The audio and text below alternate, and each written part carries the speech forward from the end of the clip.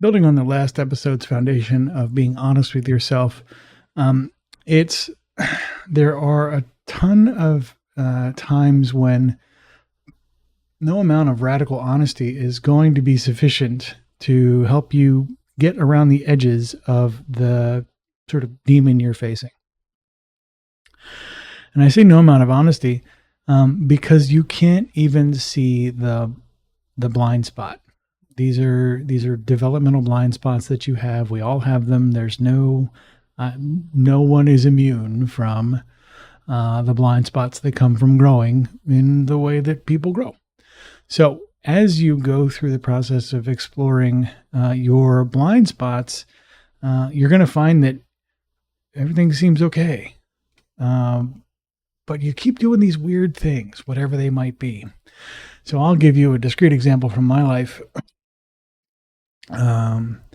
Every time I am standing in front of the computer trying to do some work, there is a chance, and it's increasingly high, that as I sit and plan on working, that I need to get up and do something.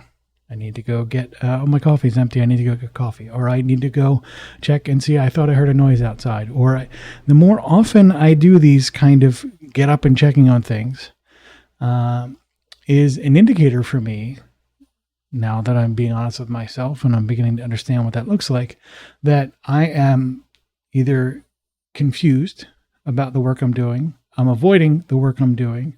The work I'm doing doesn't make sense to me, and I feel like I'm discovering it all from, rediscovering a new continent kind of thing.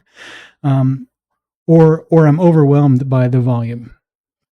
And any of those four sort of bits of awareness didn't come organically right away, because I'm not aware enough of the things that I do on a regular basis. But I did notice, I just got up for like the 10th time in an hour to go get coffee or go use the bathroom or go check on that noise outside.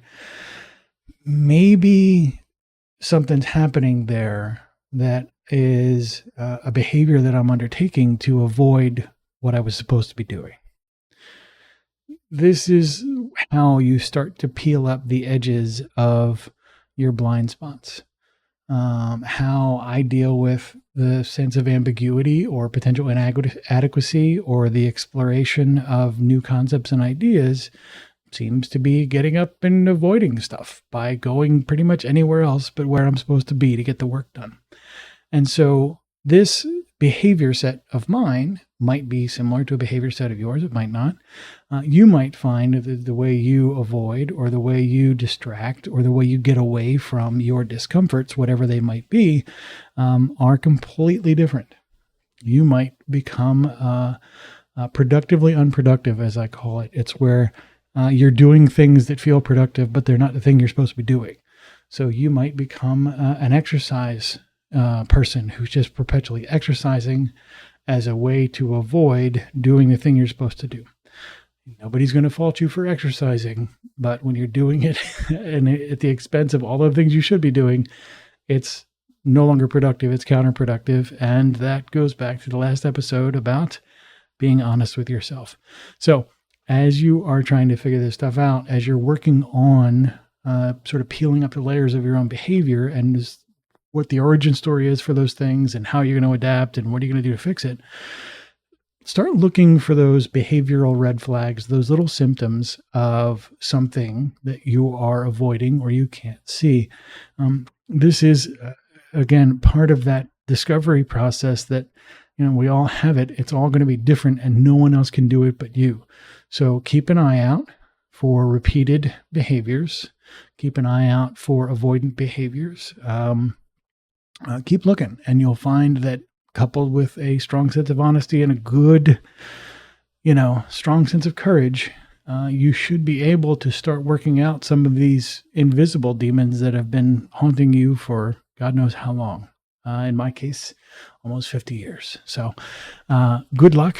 And if you have trouble, be sure to find us. We're going to be out, folks from Mason's work are out there out in the Masonic communities at large. And we're building an online one for folks just like us who are all trying to get better. Talk soon.